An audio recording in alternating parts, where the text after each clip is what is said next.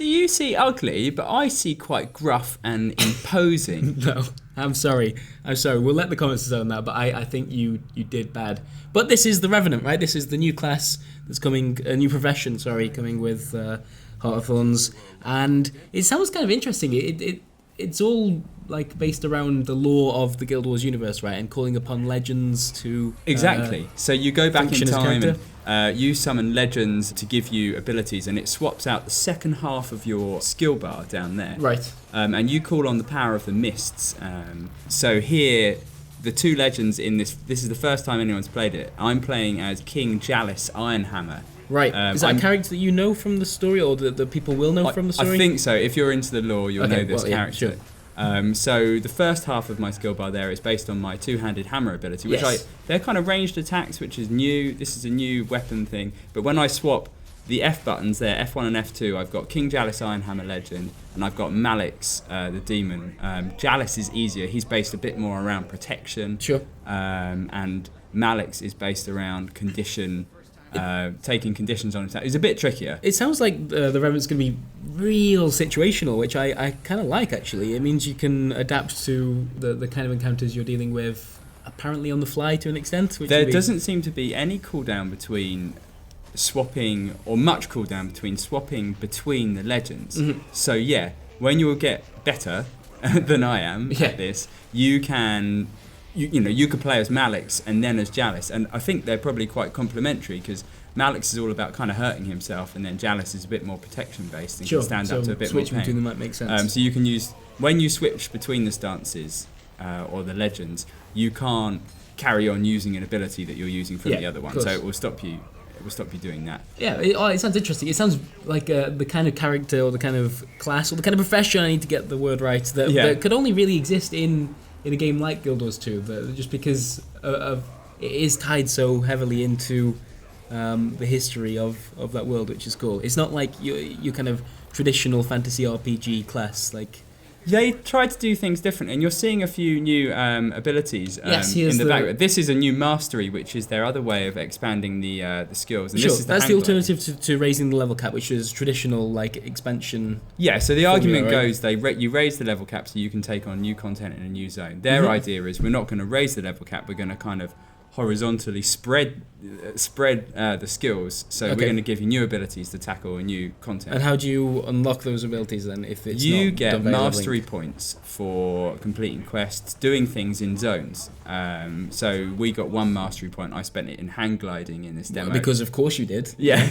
Well, the other ones were, you can get lore ones, there are some combat ones. I think there weren't any available. There was one. So the hang gliding one has about 5 skills in the I'll include a shot of I did see you looking through the skills when I was looking at the footage, so I'll include some of that.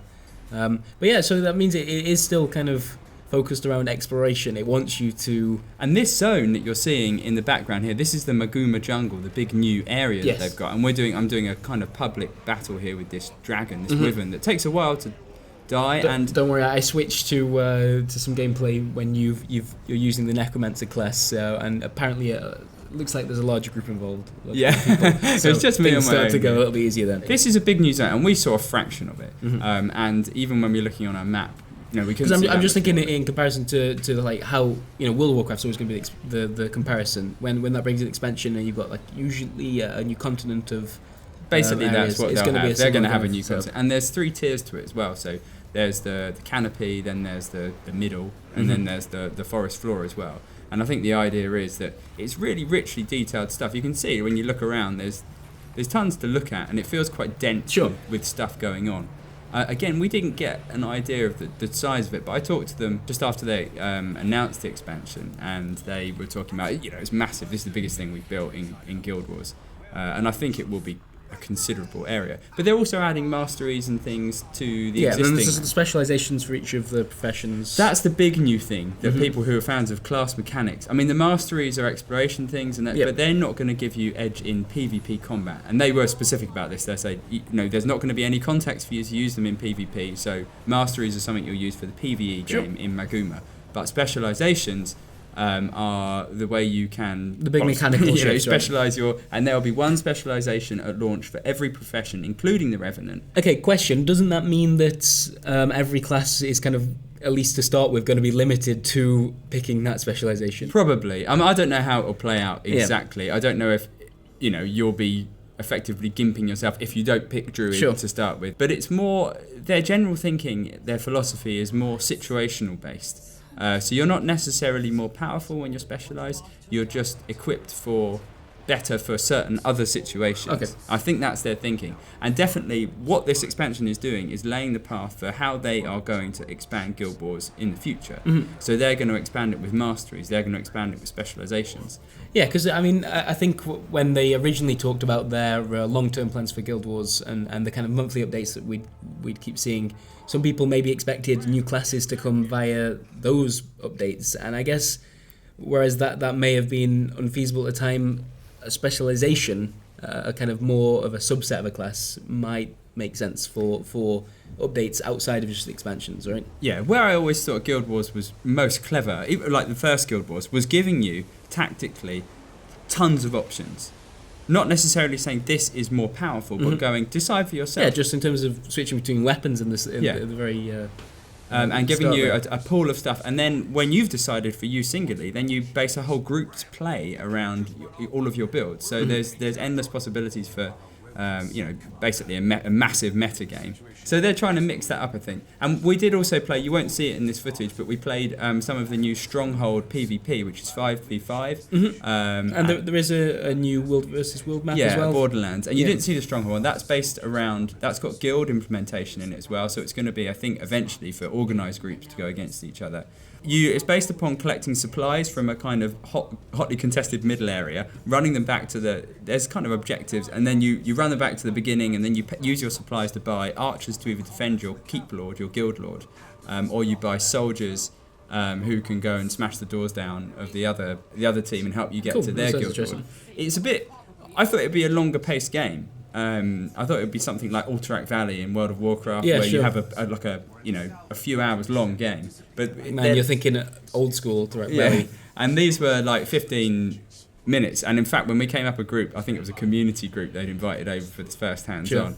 We got bloody rolled. Games journalists were always, that's always going to happen. And they smashed us. They pinned us back in our base while their other people went and killed our guild lord. They knew what they were doing, and we did not. So it sounds like you're impressed with the new profession itself. Is there enough for this with this expansion pack to bring the players back that maybe did get tired of Guild Wars 2, that had seen everything? Is this going to be? There's still a lot to know, and they. NCSoft, ArenaNet have got their PR plan for what we know. We don't know the release date, for instance. Yeah, so why not? I feel like because they don't want to be beholden to it. I just feel like the conversation around Guild Wars 2 has dried up because the end game doesn't necessarily compare that well to some of the other MMOs it's out getting there. I'm surprised they're not making a really big push for. I think this is when you should come back to Guild Wars 2. So, if you're in the UK, you can play this. This demo that I played of Heart of Thorns. Yeah, they're showing a few events. In March. And PAX in the US. Yeah, and after that they're going to start doing little closed beta tests, probably over the spring. In the summer, maybe that opens, or later, and then maybe they've got enough testing feedback that they're ready to launch this year. I don't know. Is it sensible to launch in a really busy autumn period anyway? I don't know. Or will they wait until the start of next year to launch? It's interesting, isn't it? Because I'd say, generally speaking, a lot of MMOs don't care about anything other than other MMOs, but Guild Wars 2 has a slightly different feel to it. It's almost has a single-player approach to the to the PvE, right? Although obviously, you want to bring in other players whenever possible. It's very much playing through your own story in the PvE. So I understand that. Did they actually talk, interestingly, about any other kind of further plans for Guild Wars 2 later down the line?